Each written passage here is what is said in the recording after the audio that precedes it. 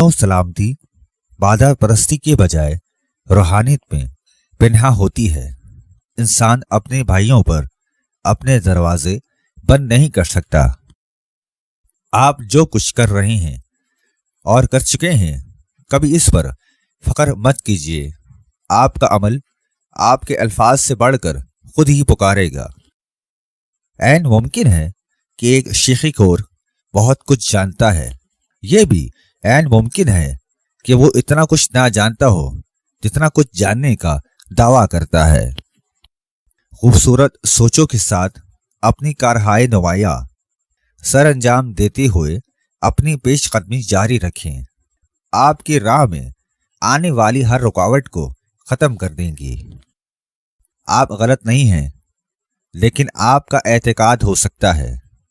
आपको जो कुछ गलत नजर आता है, इसमें आपका कोई कसूर नहीं है, बल्कि आपके एतकाद का कसूर है।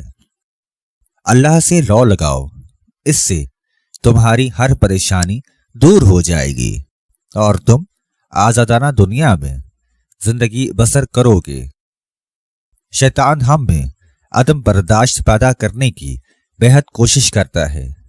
जिस अमर से वो अजहद खौफ रहता है, वो हमारी सखावत और सब्र तहम्मुल की आदत है।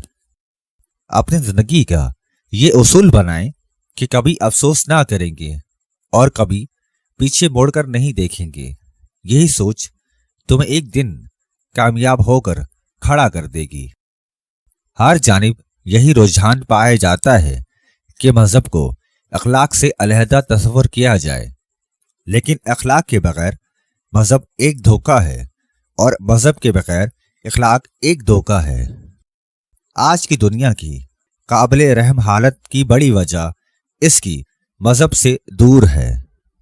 मजहब पर अमल चंद मखसूस अफराद के लिए जरूरी ही नहीं, बल्कि जो दुनिया की हर फर्द की जरूरत है।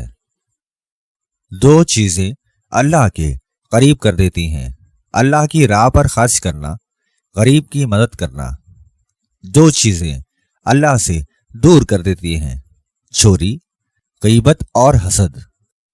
दो चीजें अल्लाह को नाराज कर देती हैं: वालिदैन की नाफरमानी, कदीम पर जुल्म करना।